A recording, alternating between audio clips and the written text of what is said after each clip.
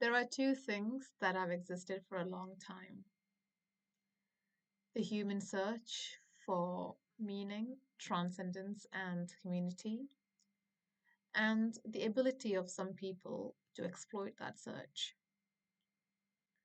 In this video, I'm talking in terms of spiritual and religious context, but a lot of what I have to say can be applied to political organizations, new age retreats, self help movements. Um, Honestly, there's too many to name.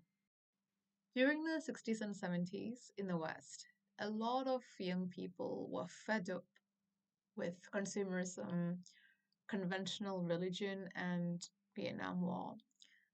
And so a lot of these guys look to the East for spiritual meaning. And that's how yoga, meditation, the concepts around consciousness came along to the West.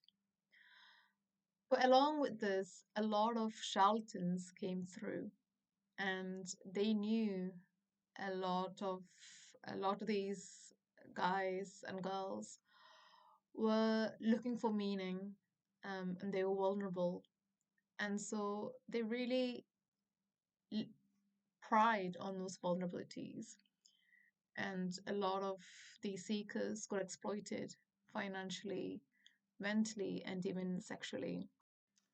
On the other hand, in India, for the longest time, there have been a lot of individuals who played the role of holy wise men to gain wealth and power, who also, by the way, pride on a lot of vulnerabilities of the common man.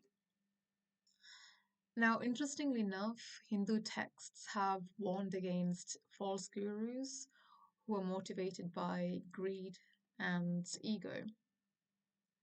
And if you look at a lot of religious institutions across the world, they've gained massive economical and political power over individuals, localities, and even in countries.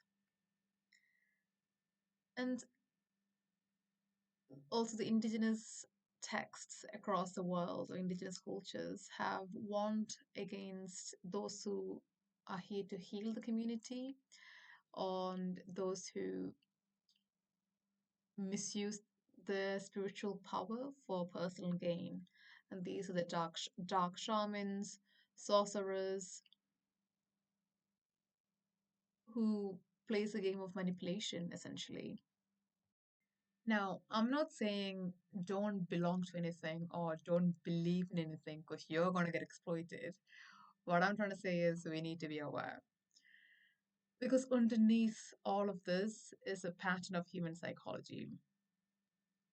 We, as human beings, we have this intrinsic need for belonging, identity, community, and purpose. And whenever we go looking for it, there will be people who are genuine and sincere and really wants to help. But at the same time, there will be people out there who are trying to exploit that. And you know what? Sometimes some people don't even need to seek it. They may already have the community and the belonging and still end up being exploited by their own leader.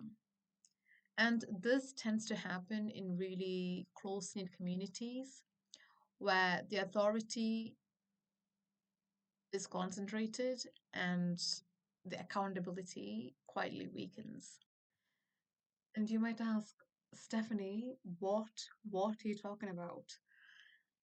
And guys, I want you to imagine a local church parish where there's deep shared history, strong social bonds, common rituals, like a real sense of identity and belonging. And then a new priest comes along. He comes along and he starts to discourage criticism. He presents his ideas as unquestionable. And then he also starts favoring a small fraction of certain parishioners. And naturally, a couple of things can happen. And one of it is where those who do speak up might be seen as disloyal, not just to the leader who's a priest, but also to the church and the community itself. Or there could be people who stay silent for a long time because they don't want to be seen as the ones who threatened the cohesion of the community. And this is exactly why spiritual and religious traditions over time have developed infrastructures, councils to remove people in position who abuse their power. And it's a way of it's basically trying to acknowledge even spiritual authority needs accountability. The same pattern shows up well outside of spiritual and religious spaces. Think sports clubs, political organizations, NGOs, anywhere really where identity becomes so central to the organization that people stop challenging its leaders. And it's usually because the social cost of speaking up feels much higher than the cost of staying silent.